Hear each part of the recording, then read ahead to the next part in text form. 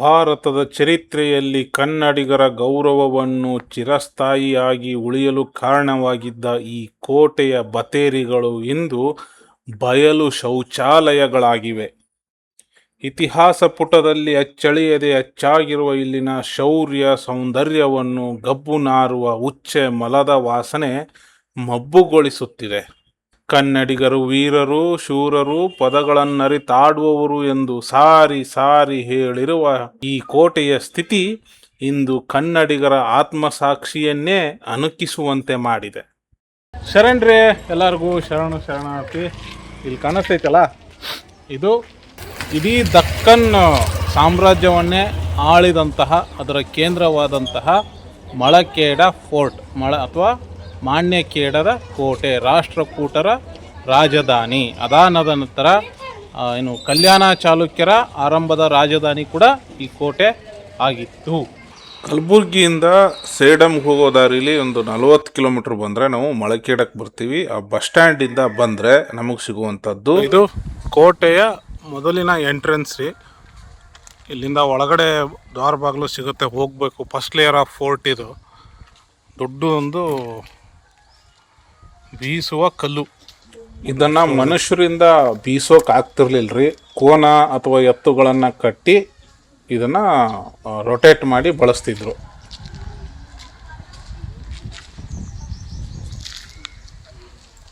ಕೋಟೆ, ಕಾವಲು ಗೋಪುರ, ಕೋಟೆಗಿರ್ತಕ್ಕಂಥದ್ದು ಕಾವಲು ಗೋಪುರ. ಈಗ ತಿಪ್ಪೆ ಮತ್ತು ಉಚ್ಚೆಗುಂಡಿ.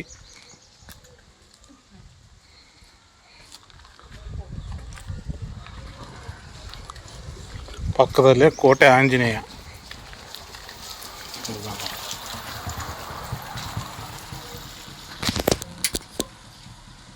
ಕೋಟೆ ಆಂಜನೇಯ ನೋಡ್ಕೊಂಡು, ಇದು ಕೋಟೆ ಎಂಟ್ರೆನ್ಸು. ಎಲ್ಲ ಬಿದ್ದಿದ್ದನ್ನು ರೀಬಿಲ್ಟ್ ಮಾಡಿದ್ದಾರೆ.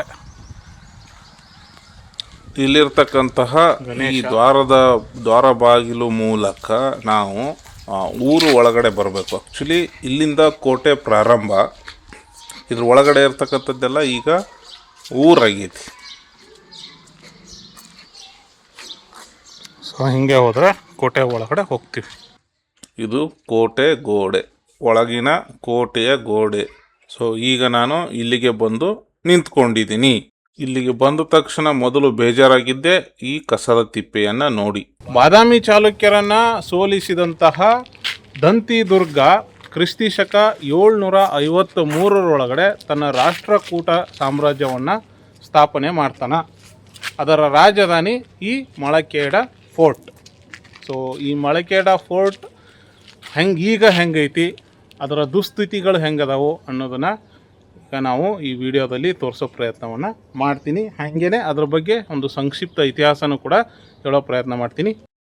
ಡಾಕ್ಟರ್ ಅಲ್ಟೇಕರ್ ಎಂಬುವರು ರಾಷ್ಟ್ರಕೂಟರು ಕನ್ನಡದವರು ಅಂತ ಹೇಳಿ ಪ್ರೂವ್ ಮಾಡಿದ್ದಾರೆ. ಈ ರಾಷ್ಟ್ರಕೂಟರ ಪೂರ್ವಜರ ಕುಟುಂಬದವರು ಏನಿದ್ರಲ್ಲ, ಅವರು ಅಶೋಕನ ಕಾಲದಿಂದಲೂ ಈ ಡೆಕ್ಕನ್ ಪ್ರದೇಶದಲ್ಲಿ ವಾಸ ಮಾಡ್ತಿದ್ರು. ಇವರು ಇತಿಹಾಸ ಪುಟದೊಳಗ ಬೆಳಕಿಗೆ ಬಂದಿದ್ದೇ ಬಾದಾಮಿ ಚಾಲುಕ್ಯರ ಸಾಮಂತರಾಗಿ. ಮಳಖೇಡ ರಾಷ್ಟ್ರಕೂಟರ ರಾಜಧಾನಿ ಆಗುವುದಕ್ಕೂ ಮುಂಚೆ ಬಾದಾಮಿ ಚಾಲುಕ್ಯರ ಒಂದು ವಲಯ ಕೇಂದ್ರ, ರೀಜನಲ್ ಸೆಂಟರ್ ಆಗಿತ್ತು. ಕೋಟೆಯ ಬಾಗಿಲ ರಚನೆ ಓಲ್ಡ್ ಸ್ಟ್ರಕ್ಚರ್ ಇದೆ.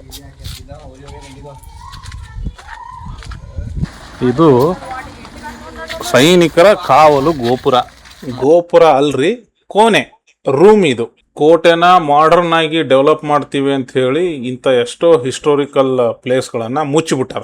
ಬಾದಾಮಿ ಚಾಲುಕ್ಯರ 2ನೇ ವಿಕ್ರಮಾದಿತ್ಯ ಕ್ರಿಸ್ತಿ ಶಕ 747 ನಿಧನ ಆದ ನಂತರ ಅವನ ಮಗ 2ನೇ ಕೀರ್ತಿವರ್ಮ ಆಡಳಿತಕ್ಕೆ ಬರ್ತಾನೆ. ಇದು ಜಾಮಿಯಾ ಮಸೀದಿ ಅಂಥೇಳಿ. ಇಲ್ಲಿರ್ತಕ್ಕಂಥ ಇಸ್ಲಾಮಿಕ್ ಆರ್ಕಿಟೆಕ್ಚರ್ಗಳು ದೆಹಲಿ ಸುಲ್ತಾನರು ಈ ಪ್ರದೇಶವನ್ನು ವಶಪಡಿಸಿಕೊಂಡ ನಂತರ ಮತ್ತು ಬಹಮನಿ ಸುಲ್ತಾನರ ಕಾಲಘಟ್ಟದಲ್ಲಿ ಹಂತ ಹಂತವಾಗಿ ಸೇರ್ಪಡೆಗೊಂಡಂಥವುಗಳು. ಬಾದಾಮಿ ಚಾಲುಕ್ಯರ 2ನೇ ಕೀರ್ತಿವರ್ಮ ಈ ಸಾಮ್ರಾಜ್ಯವನ್ನು ಕಂಟ್ರೋಲ್ ಮಾಡೋದಕ್ಕೆ ಆಗೋದಿಲ್ರಿ. ಅವಾಗ ಇವನ ಕೈ ಕೆಳಗಡೆ ಇದ್ದಂತಹ ಅನೇಕ ಸಾಮಂತರು ಸ್ಟ್ರಾಂಗ್ ಆಗಿ ಸ್ವತಂತ್ರವಾಗಿ ಆಡಳಿತವನ್ನ ಮಾಡಕ್ ಸ್ಟಾರ್ಟ್ ಮಾಡಿದ್ರು. ಅದರಲ್ಲಿ ಒಬ್ಬ ದಂತಿ ದುರ್ಗ ಕೂಡ ಒಬ್ಬ. ದಂತಿ ದುರ್ಗ ಮಳಖೇಡ ಅಥವಾ ಈಗಿನ ಈ ಮಾನ್ಯಖೇಟವನ್ನ ರಾಜಧಾನಿಯನ್ನಾಗಿ ಮಾಡಿಕೊಂಡು ಸ್ವತಂತ್ರ ಆಡಳಿತವನ್ನ ಪ್ರಾರಂಭಿಸಿದ. ದಂತಿ ದುರ್ಗ ಸುಮಾರು 15 ವರ್ಷ ಆಡಳಿತವನ್ನ ಮಾಡ್ದ.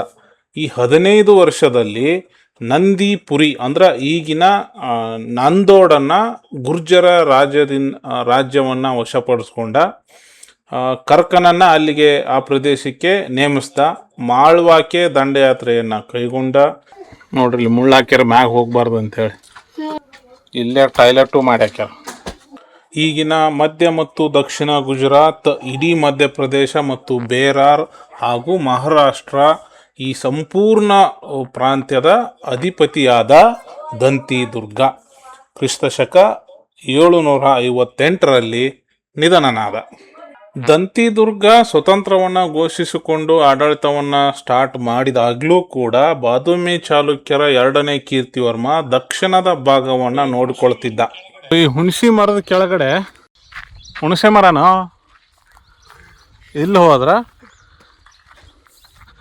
ಈ ಅಮೋಘ ವರ್ಷನ ಕಾಲದಲ್ಲಿದ್ದಂತಹ ಅವನ ಆಸ್ಥಾನದ ಕವಿ ಶ್ರೀ ವಿಜಯ ಇದ್ರಲ್ರಿ, ಕನ್ನಡದ ಮೊಟ್ಟ ಮೊದಲ ಕಾವ್ಯ ಗದ್ಯ ಕಾವ್ಯ ಬರೆದಂಥ ಕವಿರಾಜ ಮಾರ್ಗದ ಕೃತಿಯಲ್ಲಿದ್ದಂತಹ ಕೆಲವಷ್ಟು ಸಾಲುಗಳು ಇಲ್ಲಿದಾವೆ ನೋಡಿ. ಅದಕ್ಕಾಗಿಯೇ ಒಂದು ಮೆಮೊರಿನ ಮಾಡಿದ್ದಾರೆ ಇಲ್ಲಿ. ಕಾವೇರಿಂದಮ ಗೋದಾವರಿ ಹೊರವಿರ್ಪನಾಡಾದ್ ಕನ್ನಡದೊಳ್ ಭಾವಿಸಿದ ಜನಪದಂ ವಸುಧಾವಳಿಯ ವಿಲೀನ ವಿಶೇಷ. ಕನ್ನಡ ಭಾಷೆ ಬಗ್ಗೆ ಕವಿರಾಜ ಮಾರ್ಗದಲ್ಲಿರ್ತಕ್ಕಂತಹ ಕೆಲವೊಂದಿಷ್ಟು ಸಾಲುಗಳಿವು. ಈ ಕೋಟೆ ಒಳಗಡೆ ಇರ್ತಕ್ಕಂಥ ದೊಡ್ಡ ಬುರ್ಜದು ಬತೇರಿ, ಅಲ್ಲಿಗೆ ಹೋಗೋಣ. ದಂತಿ ದುರ್ಗನ ನಂತರ ಅಧಿಕಾರಕ್ಕೆ ಬಂದವನು ಅವನ ಚಿಕ್ಕಪ್ಪ 1ನೇ ಕೃಷ್ಣ. ಸೊ ಇದೇನೈತಲ್ರಿ ಕೋಟೆ, ಇದಷ್ಟ ಅಲ್ಲ ಕೋಟೆ, ಇದ್ರ ಹಿಂದ್ಗಡೆನೂ ಐತಿ. ಇದೇನು ಜಾಲಿ ಕಂಟೆಲ್ಲ ಬೆಳೆದೈತಲ್ಲ ಇದೆಲ್ಲ ಕೋಟೆ ಏರಿಯಾ. ಇದು ಉಪ್ಲಿ ಬ್ರಿಡ್ಜ್ ಅಂಥೇಳಿ. 1ನೇ ಕೃಷ್ಣ ಅಧಿಕಾರಕ್ಕೆ ಬಂದು ಮೊದಲು ಮಾಡಿದ ಕೆಲಸ ಅಂದರೆ ಬಾದಾಮಿ ಚಾಲುಕ್ಯರ ಸಾಮ್ರಾಜ್ಯವನ್ನು ಅಂತ್ಯಗೊಳಿಸಿದ. ಇಲ್ಲಿಗೆ ಬಾದಾಮಿ ಚಾಲುಕ್ಯರ ಕಾಲ ಮುಗಿಯಿತು. 1ನೇ ಕೃಷ್ಣ ತಲಕಾಡಿನ ಗಂಗರ ವಿರುದ್ಧ ಹೋರಾಟ ಮಾಡಿದ. ಹೈದರಾಬಾದಿನ ಪ್ರದೇಶವನ್ನು ತನ್ನ ರಾಷ್ಟ್ರಕೂಟ ಸಾಮ್ರಾಜ್ಯಕ್ಕೆ ಸೇರಿಸಿದ. 1ನೇ ಕೃಷ್ಣನ ಕಾಲಕ್ಕೆ ಇಡೀ ದಕ್ಕನ್ನ ರಾಷ್ಟ್ರಕೂಟರ ವಶಕ್ಕೆ ಬಂತು. ಎಲ್ಲೋರ ದೇವಸ್ಥಾನಗಳನ್ನು ನಿರ್ಮಿಸಿದ್ದು ಕೂಡ 1ನೇ ಕೃಷ್ಣನ ಕಾಲದಲ್ಲೇನೆ. ಎಲ್ಲರ ರಚನೆಗಳ ಬಗ್ಗೆ ಅಲ್ಲಿಗೆ ಹೋದಾಗ ಮಾತಾಡೋಣ. ಮತ್ತು 1ನೇ ಕೃಷ್ಣ ನಿಧನರಾಗಿದ್ದು ಕ್ರಿಸ್ತಿ ಶಕ 773ರಲ್ಲಿ. 1ನೇ ಕೃಷ್ಣನ ಕಾಲವಾದ ನಂತರ ಅಂದರೆ ಸತ್ತ ನಂತರ ಅವನ ಹಿರಿಯ ಮಗ 2ನೇ ಗೋವಿಂದ ಅಧಿಕಾರಕ್ಕೆ ಬಂದ. ಇಲ್ಲೂ ಒಂದು ಕೂಡ ಕಟ್ಟಡ ಇತ್ತು, ಅದೀಗ ಬಿದ್ದು ಹೋಗೈತಿ, ಏನೂ ಉಳಿದಿಲ್ಲ. 2ನೇ ಗೋವಿಂದ ವೆಂಗಿಯ 4ನೇ ವಿಷ್ಣುವರ್ಧನನ್ನ ಸೋಲಿಸಿದ. ಸಾಮ್ರಾಜ್ಯವನ್ನು ವಿಸ್ತರಿಸೋದಕ್ಕೆ ಪ್ರಯತ್ನ ಪಟ್ಟ. ನಂತರ ತನ್ನ ಸುಖ ಜೀವನ ನಡೆಸೋದಕ್ಕಂಥೇಳಿ ತನ್ನ ಆಡಳಿತವನ್ನು ಅವನ ಕಿರಿಯ ಸಹೋದರನಾದಂತಹ ಧ್ರುವನಿಗೆ ಬಿಟ್ಟು ಕೊಟ್ಟ. ಇಲ್ಲಿ ಇವರಿಬ್ಬರ ನಡುವೆ ಒಂದು ಮನಸ್ತಾಪ ಬರ್ತೈತಿ. ಧ್ರುವನೇ ತನ್ನ ಅಧಿಕಾರಕ್ಕಾಗಿ ಈ ಥರ ಮಾಡಿದ ಅಂತ 2ನೇ ಗೋವಿಂದನಿಗೆ ಗೊತ್ತಾಗಿ ಅವನನ್ನು ಅಧಿಕಾರದಿಂದ ಕೆಳಗಿಳಿಸ್ಬೇಕು ಅಂತ ಪ್ರಯತ್ನಗಳನ್ನು ಮಾಡ್ತಾನೆ. ಆವಾಗ 2ನೇ ಗೋವಿಂದ ಮತ್ತು ಧ್ರುವನಿಗೆ ಆಂತರಿಕ ಸಂಘರ್ಷ ಏರ್ಪಡ್ತೈತಿ. ಅಂತಿಮವಾಗಿ ಈ ಆಂತರಿಕ ಸಂಘರ್ಷದೊಳಗ ಧ್ರುವ ತನ್ನ ಸಹೋದರನನ್ನ ಸೋಲಿಸಿ ಸಿಂಹಾಸನಕ್ಕೆ ಏರಿದ. ಈ ರಾಷ್ಟ್ರಕೂಟರು ಜೈನ ಧರ್ಮದ ಆರಾಧಕರಾಗಿದ್ರು ಅನ್ನೋದಕ್ಕೆ ಒಂದು ಸಾಕ್ಷಿ ಏನಂದರೆ ಈ ಉಪ್ಲಿ ಬುರ್ಜ್ ಅಂತ ಏನು ಕರೀತಾರಲ್ಲ ಅದ್ರ ಮೇಲೆ ಇರ್ತಕ್ಕಂಥ ಲಲಾಟ. ಇಲ್ಲಿ ತೀರ್ಥಂಕರರ ಉಬ್ಬು ಶಿಲ್ಪವನ್ನು ಲಲಾಟದ ಮೇಲೆ ಕೆತ್ತನೆ ಮಾಡಿದ್ದಾರೆ. ಕ್ರ್ಯಾಕ್ ಬಿಟ್ಟೈತಿ, ಯಾವಾಗ ಬೇಕಾದ್ರೂ ಬೀಳ್ಬೋದು ಈ ಕೋಟೆ. ಇಲ್ಲಿ ಹಾಂ, ಇಲ್ಲೊಂದು ಶಿಲಾಶಾಸನ ಕೂಡ ಇತ್ತು. ಪರ್ಷಿಯನ್ ಭಾಷೆ ಒಳಗಡೆ ಒಂದು ಶಿಲಾಶಾಸನ ಇಲ್ಲಿತ್ತು. ಅದು ಅಳಿಸಿ ಹೋಗೈತಿ, ಏನೂ ಉಳಿದಿಲ್ಲ ಈಗ.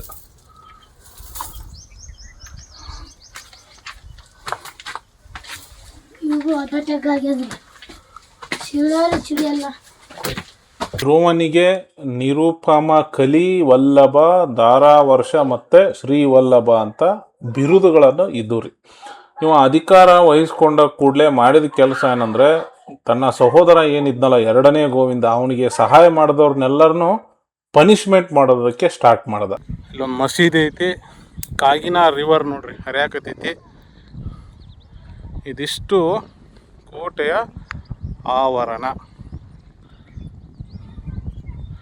ಅಲ್ಲಿ ಕೋಟೆ ಗೋಡೆ ಐತಿ ಎಂಡಲ್ಲಿ, ಅಲ್ಲಿಗೆ ಹೋಗ್ಬೋದಾ? ಧ್ರುವ ತನ್ನ ಸೈನ್ಯವನ್ನು ಗಂಗಾ ನದಿಯವರೆಗೂ ವಿಸ್ತರಣೆ ಮಾಡ್ದ. ಅಲ್ಲಿ ತನಕ ಇವನು ದಂಡಯಾತ್ರೆಯನ್ನು ಕೈಗೊಂಡ. ಇದೆಲ್ಲ ಕೋಟೆ ರೀ ಇದು. ಈಗ ಇಲ್ಲಿ ಹೊಸದಾಗಿ ಕಟ್ಟಾಕತ್ತಿರಲ್ಲ, ಇದು ಆ್ಯಕ್ಚುಲಿ ಇದಲ್ಲ. ಕೋಟೆ ಇರೋದೆಲ್ಲ ಅಲ್ಲಿ ಏನು ಜಾಲಿ ಕಂಟಿಗಳೆಲ್ಲ ಇದಾವಲ್ಲ, ಅಲ್ಲಿಂದ ಕೋಟೆ ಸ್ಟಾರ್ಟ್ ಆಕೈತಿ. ಗಂಗಾ ಯಮುನಾ ದೋಅಬ್ ಪ್ರದೇಶದಲ್ಲಿ ಧ್ರುವನನ್ನು ಎದುರಿಸುವ ಧೈರ್ಯ ಅಲ್ಲಿ ಯಾವ ರಾಜನಿಗೂ ಇರಲಿಲ್ಲ. ಅಷ್ಟೊಂದು ಸ್ಟ್ರಾಂಗ್ ಆಗಿತ್ತು ರಾಷ್ಟ್ರಕೂಟರ ಒಂದು ಸೈನ್ಯ, ಸಾಮ್ರಾಜ್ಯ ಮತ್ತು ಆಡಳಿತದ ವ್ಯವಸ್ಥೆ. ಇಲ್ಲೆಲ್ಲ ಏನು ಜಾಲಿಕಂಟೆ ಐತಲ್ರಿ, ಈ ಜಾಲಿಕಂಟೆ ಒಳಗಡೆ ಎಷ್ಟೋ ಐತಿಹಾಸಿಕ ಸ್ಮಾರಕಗಳು ಮುಳಿ ಹೋಗ್ಯಾವ, ಇನ್ನೂ ಉಳಿದಿಲ್ಲ. ಇಲ್ಲಿ ಕಲ್ಲು ಎಂಥ ಸ್ಮೂತ್ ಗ್ರಾನೈಟ್ ಅಂದ್ರೆ ತೋರಿಸ್ತೀನಿ ತಡ್ರಿ. ಭಯಂಕರ ಸ್ಮೂತ್ ಐತಿ ಇದು ಗ್ರಾನೈಟ್.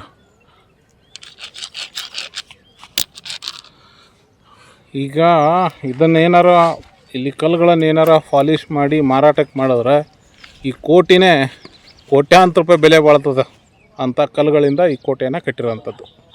ಧ್ರುವನ ನಂತರ ಅಧಿಕಾರಕ್ಕೆ ಬಂದವನು ಮೂರನೇ ಗೋವಿಂದ. ಈ ಕೋಟೆಗೆ ಮೆಟ್ಲು ಆಕಾರದಲ್ಲೇ ಮಾಳಿಗೆಯನ್ನು ಕಟ್ಟಿರ್ತಕ್ಕಂಥದ್ದು. ಇಲ್ಲಿ ಈ ಉಪ್ಲಿ ಬುರ್ಜನ್ನು ನೋಡ್ಕೊಂಡು ಮತ್ತೆ ಈ ಕಡೆ ಹೋಗ್ಬೇಕು. ಉಪ್ಲಿ ಬುರ್ಜ್ ಕೆಳಗಡೆ ಇರ್ತಕ್ಕಂಥದ್ದು ವಾಟರ್ ಸೋರ್ಸ್ ಇರಬೇಕಿದು, ಬಾವಿ, ನೀರಿನ ಬಾವಿ. ಇಲ್ಲಿ ನಮ್ಮ ಕೋಟೆ. ಮೂರನೇ ಗೋವಿಂದನ ಆಡಳಿತ ಸಂದರ್ಭದಲ್ಲಿ ಕ್ರಿಸ್ತಿ ಶಕ 809 ಈ ಟೈಮಲ್ಲಿ ರಾಷ್ಟ್ರಕೂಟರ ಮೇಲೆ ಗಂಗರು, ಪಲ್ಲವರು, ಪಾಂಡ್ಯರು ಮತ್ತು ಕೇರಳೀಯರು ಸೇರಿಕೊಂಡು ಒಂದು ಒಕ್ಕೂಟ ಮಾಡ್ಕೋತಾರೆ. ಆ ಜಂಟಿ ದಾಳಿ ಈ ರಾಷ್ಟ್ರಕೂಟರ ಮೇಲೆ ಆಗೈತಿ. ಒಂದು ದೇವಸ್ಥಾನದ ಸ್ಟ್ರಕ್ಚರ್ ಇತ್ತು ಅನಿಸುತ್ತೆ. ಆಮೇಲೆ ಇದು ಮಹಿಷಾಸುರ ಮರ್ದಿನಿಯ ಉಬ್ಬು ಶಿಲ್ಪ. ಇದು ಸಿಂಹ, ಇದು ಮಹಿಷ, ಇದು ಮಹಿಷಾಸುರ ಮರ್ದಿನಿ. ಒಡೆದು ಹೋಗೈತಿ, ಏನು ಉಳಿದಿಲ್ಲ. ಮೇಲಕ್ಕೆ ಬಂದರೆ ದೇವ್ರ ಸ್ಟ್ಯಾಚು, ಕಂಬ, ನಾಗರ ಶಿಲ್ಪಗಳು. ಇಲ್ಲೂ ನಾಗರಕಲ್ ಶಿಲ್ಪಿ, ಇದು ಬಸವಣ್ಣನ ಮುಖ. ಇದೆಲ್ಲ ಕೋಟೆ. ಮೂರನೇ ಗೋವಿಂದ ಈ ಜಂಟಿ ದಾಳಿಯನ್ನು ಸಮರ್ಥವಾಗಿ ಎದುರಿಸಿ ತಮ್ಮ ರಾಷ್ಟ್ರಕೂಟರ ಸಾಮರ್ಥ್ಯವನ್ನು ಇಡೀ ಸುತ್ತಮುತ್ತಲ ರಾಜ್ಯಕ್ಕೆ ತೋರಿಸ್ತಾನೆ. ಇಲ್ಲಿ ಬರ್ತೀರಾ? ಇದು ಮಸೀದಿ, ಇಲ್ಲಿ ಕಾಣಿಸ್ತಿರ್ತಕ್ಕಂಥದ್ದು ಬಡೆ ಮಸೀದಿ. ಮಸೀದಿ ಐತಿ. ಮಸೀದಿ ಹತ್ತಬೇಕಂದ್ರೆ ಆ ದಾರಿ ಎಲ್ಲ ಕಂಟ್ಯಾಗ ಮುಚ್ಕೊಂಡು ಹೋಗೈತಿ. ಒಳ್ಳೆ ಕಳ್ಳರ ಥರ ಇಲ್ಲಿ ಹಿಂಭಾಗದಿಂದ ಮಸೀದಿ ಒಳಗೆ ಹೋಗ್ಬೇಕು. ಈಗ ನಾವು ದಂತಿ ದುರ್ಗ, 1ನೇ ಕೃಷ್ಣ, 2ನೇ ಗೋವಿಂದ, ಧ್ರುವ ಮತ್ತು 3ನೇ ಗೋವಿಂದ ಈ ರಾಜರುಗಳು ತಮ್ಮ ಸಾಮ್ರಾಜ್ಯವನ್ನು ವಿಸ್ತರಿಸೋದಕ್ಕೆ ಶ್ರಮಿಸಿದ್ರು. ಆದರೆ ವಿಶಾಲವಾದ ರಾಷ್ಟ್ರಕೂಟ ಸಾಮ್ರಾಜ್ಯವನ್ನು ಅವರು ನಿರ್ಮಿಸ್ತಾರೆ. ಇವರ ನಂತರ ಬಂದ ರಾಜ ರಾಷ್ಟ್ರಕೂಟರಲ್ಲೇ ಹೆಸರುವಾಸಿಯಾದಂಥವನು ಅವನೇ 1ನೇ ಅಮೋಘ ವರ್ಷ. ಕ್ರಿಸ್ತಿ ಶಕ 814ರಿಂದ ಕ್ರಿಸ್ತಿ ಶಕ 878ರವರೆಗೆ ಆಡಳಿತ ಮಾಡಿದಂತಹ ಅಮೋಘ ವರ್ಷ ನೃಪತುಂಗ ಯುದ್ಧಗಳಿಗೆ ಅಷ್ಟಾಗಿ ಮಹತ್ವ ನೀಡಲಿಲ್ಲ. ಶಾಂತಿಯುತ ಆಡಳಿತಕ್ಕೆ ಹೆಸರುವಾಸಿಯಾಗಿ ಇದ್ದ. ಮಸೀದಿದ ಡ್ಯೂಮ್ ಇದು. ಈ ಇಸ್ಲಾಮಿಕ್ ಆರ್ಕಿಟೆಕ್ಚರ್ಗಳೇನಿದಾವಲ್ರಿ ಅವೆಲ್ಲವೂ ದೆಹಲಿ ಸುಲ್ತಾನರು ಈ ಪ್ರದೇಶವನ್ನು ವಶಪಡಿಸಿಕೊಂಡ ನಂತರ ಮತ್ತು ಬಹುಮನಿ ಸುಲ್ತಾನರ ನಂತರದಲ್ಲಿ ನಿರ್ಮಾಣ ಆದಂಥವುಗಳು. ಮಸೀದಿಯ ಕಟ್ಟಡ ಮಸೀದಿಗೆ ದಾರಿ ಇತ್ತು, ಈ ಕಂಟಿ ಎಲ್ಲ ಬೆಳೆದು ಇನ್ನೂ ಉಳಿದಿಲ್ಲ. ಒಂದು ಪಿಲ್ಲರ್ ಮೇಲೆ ಎಷ್ಟು ನೀಟಾಗಿ ಕಟ್ಟಿದ್ದಾರೆ ನೋಡ್ರಿ. ಇದೊಂದು ಪಿಲ್ಲರ್ ಮೇಲೆ ಇದೆ ಬಾವುಲಿ.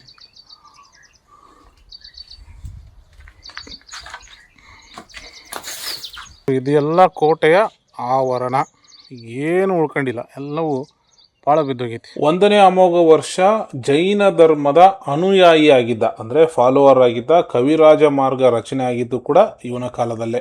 ಆ ಮಸೀದಿ ಕೆಳಗಡೆ ಇರ್ತಕ್ಕಂಥದ್ದು ಇದೊಂದು ಮಠ ಅಂತ ಕರೀತಾರೆ. ಇದಕ್ಕೆ ಮನ್ಮಥಾಚಾರ್ಯ ಸಂಸ್ಥಾನ ಮಠ ಅಂತೇನೋ ಐತಿ. ಈ ಕಡೆ ಹೋದ್ರೆ ನಾವು ಹೊಳೆದಂಡಿ ಮತ್ತು ಆಂಜನೇಯ ಟೆಂಪಲ್ಗೆ ಹೋಗ್ತೀವಿ. ಅಮೋಘ ವರ್ಷ ಕೂಡ ಸ್ವತಃ ಕವಿಯಾಗಿದ್ದ. ಇವನು ಸಾಮ್ರಾಜ್ಯ ವಿಸ್ತಾರಕ್ಕೆ ಕೈ ಹಾಕುವ ಬದಲು ರಾಜಧಾನಿ ಮತ್ತು ಈ ನಗರವನ್ನು ಅಭಿವೃದ್ಧಿಪಡಿಸಿದ, ಇನ್ನಷ್ಟು ಸುಂದರವಾಗಿ ಮಾಡುವಂತೆ ಕೆಲಸವನ್ನು ಅವನು ಮಾಡ್ದ. ಸೊ ಅದು ಆಂಜನೇಯ ಸ್ವಾಮಿ ದೇವಸ್ಥಾನ. ಇಲ್ಲೊಂದೇನೋ ಇದೆ,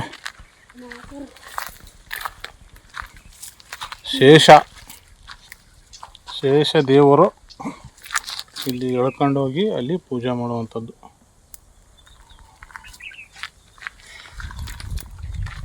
ಕೋಟೆ ಆಂಜನೇಯ ಸ್ವಾಮಿ ದೇವಸ್ಥಾನ.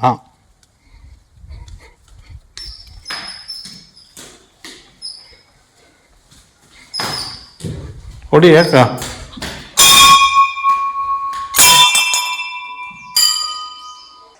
ಮೋಸ್ಟ್ಲಿ ಮೂಲ ಮೂರ್ತಿ ಇದಲ್ಲ ಅಂತ ಅನಿಸುತ್ತೆ ನನಗೆ. ಇದು ಆಂಜನೇಯನ ಗುಡಿ. ಇದು ಕೋಟೆಗೆ ಇದ್ದಂತಹ ಇನ್ನೊಂದು ಮುಖ್ಯವಾದ ದಾರಿ. ಈಗೆಲ್ಲ ಬಿದ್ದೈತಿ. ಇದು ಕೋಟೆ ಗೋಡೆ ಬತ್ತೇರಿ, ಇಲ್ಲಿಂದ ಒಳಗಡೆ ಹೋಗ್ಬೋದು. ಇದು ಕೋಟೆಯ ಬ್ಯಾಕ್ ಗೇಟ್. ನದಿಯಲ್ಲಿ ಸ್ನಾನ ಗೀನ ಮಾಡಿಕೊಂಡು ನೋಡಿಕೊಂಡು ಈ ಕಡೆ ಬರೋದಕ್ಕಿದ್ದಂತಹ ಮೆಟ್ಲು ದಾರಿ ಇದು. ಈಗ ಇದನ್ನು ಬಂದ್ ಮಾಡ್ಯಾರ. 1ನೇ ಅಮೋಘ ವರ್ಷನ ನಂತರ ಅವನ ಮಗ 2ನೇ ಕೃಷ್ಣ ಸಿಂಹಾಸನಕ್ಕೆ ಬಂದ. ಅವನು 36 ವರ್ಷಗಳ ದೀರ್ಘ ಆಳ್ವಿಕೆಯನ್ನು ಮಾಡ್ತಾನೆ. 2ನೇ ಕೃಷ್ಣ ಅಧಿಕಾರಕ್ಕೆ ಬಂದಾಗ ವೆಂಗಿಯ ಮೇಲೆ ದಾಳಿ ಮಾಡ್ದ. ಅಲ್ಲಿನ ರಾಜ ಭೀಮನಿಂದ ಸೋಲಲ್ಪಟ್ಟ. ಆದರೆ ಉತ್ತರಕ್ಕೆ ಇವನ ವಿಜಯ ಯಾತ್ರೆಯನ್ನು ಮುಂದುವರಿಸ್ತಾನೆ.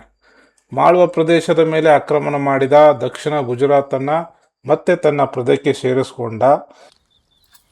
ಇದು ಕೋಟೆಯ ಕಟ್ಟಡ. ಕ್ರಿಸ್ತಿ ಶಕ 914ರಲ್ಲಿ 2ನೇ ಕೃಷ್ಣ ಮರಣವನ್ನು ಹೊಂದಿದ. ಕೃಷ್ಣ ನಂತರ ಅಧಿಕಾರಕ್ಕೆ ಬಂದವನು 3ನೇ ಇಂದ್ರ.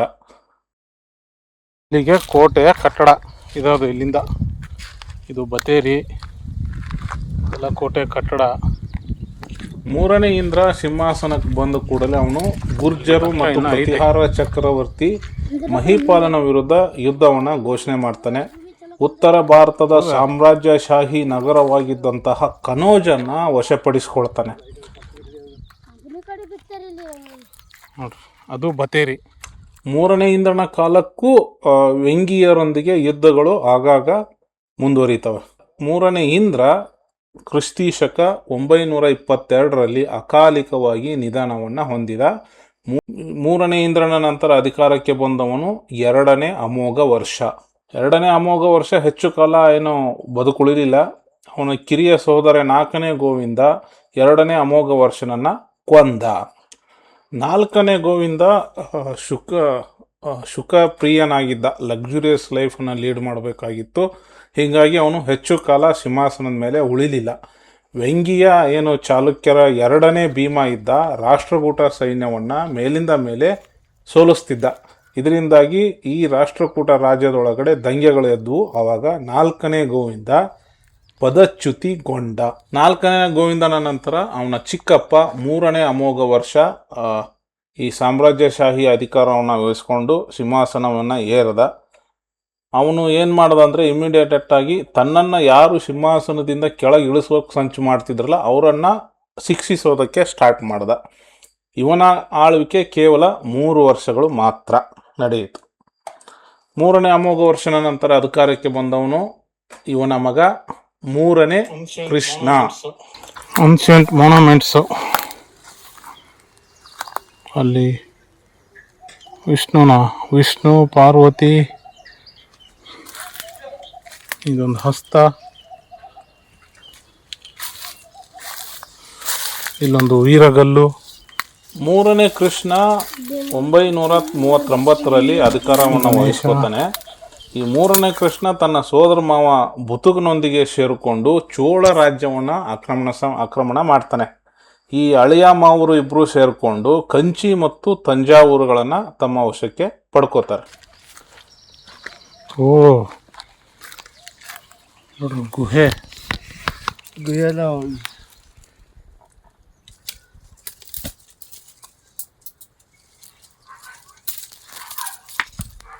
ಏನಿದು? Store room.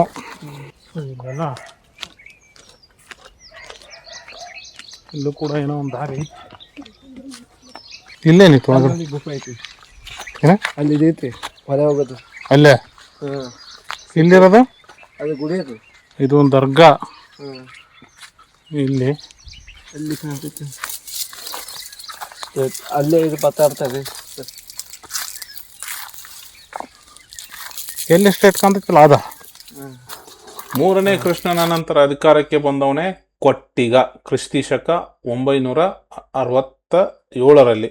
ಆದರೆ 972ರಲ್ಲಿ ಪರಮರ ರಾಜ ಶಿಯಾಕ ಇಲ್ಲಿಗೆ ಬಂದು ಕೋಟೆಯನ್ನು ಲೂಟಿ ಮಾಡಿದ್ರಿಂದ ಕೊಟ್ಟಿಗನಿಗೆ ಹಾರ್ಟ್ ಅಟ್ಯಾಕ್ ಆಗಿ ಸಾಯ್ತಾನೆ. ಕೊಟ್ಟಿಗನ ನಂತರ ಅಧಿಕಾರಕ್ಕೆ ಬಂದವನೇ 2ನೇ ಕರ್ಕ. ಇವನು ರಾಷ್ಟ್ರಕೂಟರ ಕೊನೆಯ ದೊರೆ. ಚಾಲುಕ್ಯ ವಂಶದ 2ನೇ ತೈಲಪ ಏನು ಮಾಡ್ತಾನೆ, 973ರಲ್ಲಿ ತನ್ನ ಸ್ವಾತಂತ್ರ್ಯವನ್ನು ಘೋಷಿಸಿಕೊಂಡು ರಾಷ್ಟ್ರಕೂಟರ ರಾಜಧಾನಿಯಾಗಿದ್ದಂತಹ ಈ ಕೋಟೆಯನ್ನು ತನ್ನ ವಶಕ್ಕೆ ಪಡ್ಕೋತಾನೆ. ಇಲ್ಲಿಂದ ಅವನು ಕಲ್ಯಾಣ ಚಾಲುಕ್ಯರ ಆಡಳಿತ ಪ್ರಾರಂಭ ಆಗುತ್ತೆ. ನಂತರ ಅವನು ಈ ಕೋಟೆಯಿಂದ ಕಲ್ಯಾಣಕ್ಕೆ ತನ್ನ ರಾಜಧಾನಿಯನ್ನು ಸ್ಥಳಾಂತರ ಮಾಡ್ತಾನೆ. ಈ ಸಂಕ್ಷಿಪ್ತ ಇತಿಹಾಸದೊಳಗಡೆ ನಿಮಗೆ ಗೊತ್ತಾಗಿರುತ್ತೆ ಅಂತ ನಾನು ಭಾವಿಸ್ತೀನಿ. ರಾಷ್ಟ್ರಕೂಟರು ಎಷ್ಟೊಂದು ಸಮರ್ಥರು, ಶೂರರು, ವೀರರು, ಅವರ ಸಾಮ್ರಾಜ್ಯ ವಿಸ್ತರಣೆ ಎಷ್ಟಾಗಿತ್ತು ಅಂತ. ಅಂತಹ ಸಾಮ್ರಾಜ್ಯಕ್ಕೆ ರಾಜಧಾನಿಯಾಗಿದ್ದಂಥದ್ದು ಈ ಮಳಖೇಡ ಅವರ ಕೋಟೆ. ಇದು ಈಗ ಇದರ ದುಸ್ಥಿತಿ ಹೆಂಗಾಗಿದೆ ಅನ್ನೋದನ್ನು ಹೇಳೋದಕ್ಕೂ ಕೂಡ ಅಸಹ್ಯ ಅನಿಸುತ್ತೆ. ಬಟ್ ಹೇಳದೇ ನನಗೆ ವಿಧಿ ಕೂಡ ಇಲ್ಲ. ದೆಹಲಿಯ ಸುಲ್ತಾನರು, ಬಹುಮನಿ ಸುಲ್ತಾನರು ಆಡಳಿತಕ್ಕೂ ಈ ಕೋಟೆ ಒಳಪಟ್ಟಿತ್ತಾದರೂ ರಾಷ್ಟ್ರಕೂಟರ ಕಾಲದಲ್ಲಿ ಸಿಕ್ಕಂತಹ ಪ್ರಾಶಸ್ತ್ಯ ಇವ್ರ ಕಾಲದಲ್ಲಿ ಈ ಕೋಟೆಗೆ ಸಿಗಲಿಲ್ಲ. ಈ ಸ್ಥಳೀಯರಿಗೆ ಅವರೂರಿನ ಇತಿಹಾಸದ ಬಗ್ಗೆ ಮಾಹಿತಿ ಕೊರತೆ ಇದ್ದಾಗ ಅಥವಾ ಅದರ ಮೇಲಿನ ಆಸಕ್ತಿ ಕೊರತೆ ಇದ್ದಾಗ ಮತ್ತೆ ಒಂದು ಕೋಟೆಯನ್ನು, ಐತಿಹಾಸಿಕ ಮಾನ್ಯುಮೆಂಟನ್ನು ಅಭಿವೃದ್ಧಿ ಹೆಸರಲ್ಲಿ ಹೆಂಗೆ ಹಾಳು ಮಾಡಬಾರ್ದು ಅನ್ನೋದಕ್ಕೆ ಒಂದು ಲೈವ್ ಎಕ್ಸಾಂಪಲ್ ಏನಾರ ಇದ್ರೆ ಅದು ಮಳಖೇಡ ಕೋಟೆ. ಇಲ್ಲಿಗೆ ಬರಬೇಕು ಅಂತಂದರೆ ಮೂಗನ್ನು ಮುಚ್ಕೊಂಡೇ ಬರಬೇಕು. ಯಾಕೆ ಅಂದರೆ ಇಡೀ ಕೋಟೆ ತುಂಬ ಬರೋದು ಉಚ್ಚೆ ಹೇಲಿನ ವಾಸನೆ ಮಾತ್ರ. ಏನೋ ಕವಿರಾಜ ಮಾರ್ಗದ ಒಳಗಡೆ ಕವಿ ಶ್ರೀ ವಿಜಯ ಕನ್ನಡಿಗರ ಬಗ್ಗೆ ಏನು ಬರೆದಿದ್ನಲ್ಲ ಸಾಲುಗಳು, ಅವನು ಸುಳ್ಳು ಬರದ್ನಾ ಅಥವಾ ಅವನು ಸಾಲುಗಳಿಗೆ ನಾವು ಅಪಮಾನ ಮಾಡಕತ್ತೀವಿ ಅಂತ ಗೊತ್ತಾಗ್ತಿಲ್ಲ. ಒಂದು ಕನ್ನಡಿಗರ ಅದ್ಭುತವಾದಂತಹ ಕೋಟೆಯನ್ನು ನಾವಿಂದು ಉಳಿಸ್ಕೊಳಕ್ಕಾಗ್ತಿಲ್ಲ, ಹಾಳು ಮಾಡ್ತಿದ್ದೀವಿ. ಈ ಇಬ್ಬರು ಇವತ್ತು ಲೋಕಲ್ನವರು ನನ್ನ ಕೋಟೆ ತೋರ್ಸೋಕ್ಕೆ ಹೆಲ್ಪ್ ಮಾಡಿದ್ರು. ನಂದಕುಮಾರ್ ಮತ್ತು ಹುಣಸೇರಾಯ. Thank you ನಿಮ್ಮಿಬ್ಬರಿಗೂ. ಬಾಯ್. ಕ್ರಿಸ್ತಿ ಶಕ 753ರಿಂದ 973 ಕಾಲವನ್ನು ಭಾರತದ ಚರಿತ್ರೆಯಲ್ಲಿ ಚಿರಸ್ಥಾಯಿಯಾಗಿ ಉಳಿಯಲು ಕಾರಣವಾಗಿದ್ದ ಈ ಬತೇರಿಗಳು ಇಂದು ಬಯಲು ಶೌಚಾಲಯಗಳಾಗಿವೆ. ಇತಿಹಾಸ ಪುಟದಲ್ಲಿ ಅಚ್ಚಳಿಯದೆ ಅಚ್ಚಾಗಿರುವ ಇಲ್ಲಿನ ಶೌರ್ಯ ಸೌಂದರ್ಯವನ್ನು ಗಬ್ಬು ನಾರುತ್ತಿರುವ ಉಚ್ಚೆ ಮಲದ ವಾಸನೆ ಮಬ್ಬುಗೊಳಿಸುತ್ತಿವೆ. ಕನ್ನಡಿಗರು ವೀರರು, ಶೂರರು, ಪದಗಳನ್ನರಿತಾಡುವವರು ಎಂದು ಸಾರಿ ಸಾರಿ ಹೇಳಿರುವ ಈ ಕೋಟೆಯ ಸ್ಥಿತಿ ಇಂದು ಕನ್ನಡಿಗರ ಆತ್ಮಸಾಕ್ಷಿಯನ್ನೇ ಅನುಕಿಸುವಂತೆ ಮಾಡಿದೆ. ನಾವು ಬೆಳಗ್ಗೆ ಹೋಗಿದ್ದೆಲ್ಲ ಫ್ರಂಟ್ ಗೇಟು ಮತ್ತು ಇದು ಬ್ಯಾಕ್ ಗೇಟ್. ಇಷ್ಟಾಯ್ತು ನೋಡ್ರಿ ಇವತ್ತಿಂದ ಈ ಮಳಖೇಡ ಫೋರ್ಟ್. ಭಾಳ ಬೇಜಾರಾಯಿತು ನೋಡಿ, ಏನು ಡೆವಲಪ್ಮೆಂಟು ಅಂತ ಏನಿಲ್ಲ. ಸೊ ಮತ್ತು ಇನ್ನೊಂದು ವಿಡಿಯೋದಾಗ ನಿಮ್ಮನ್ನ ಸಿಗ್ತೀನಿ. ಅಲ್ಲಿ ತನಕ ನೋಡ್ತೀರಿ ನಮ್ಮದು ಸಿಕ್ಕಂತೆ ಸಂಚಾರ ಯೂಟ್ಯೂಬ್ ಚಾನಲ್. ಜೈ ಕರ್ನಾಟಕ, ಜೈ ಶಂಕ್ರಿ, ಜೈ ಜೈ ಶಂಕ್ರಿ.